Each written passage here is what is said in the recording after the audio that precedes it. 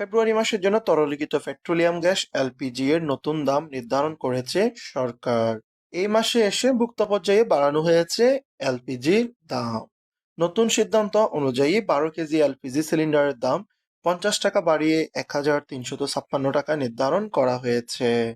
2 ফেব্রুয়ারি সোমবার দাম বাড়ার ঘোষণাটি দিয়েছে Bangladesh energy regulatory commission, BERC. একই দিন সন্ধ্যা 6টা থেকে নতুন এ দাম কার্যকর হবে বলে জানিয়েছে সংস্থাটি। এর আগে গত 4 জানুয়ারি সর্বশেষ সমন্বয় করা হয়েছিল এলপি গ্যাসের দাম। সে সময় 12 কেজি এলপিজি সিলিন্ডারের দাম 53 টাকা বাড়িয়ে 1306 টাকা নির্ধারণ করা হয়েছিল। বর্তমান মাসের জন্য অর্থাৎ ফেব্রুয়ারি মাসের জন্য আরো 50 টাকা বাড়িয়ে প্রতিটি 12 কেজি এলপিজি সিলিন্ডারের দাম নির্ধারণ করা হয়েছে 1356 টাকা।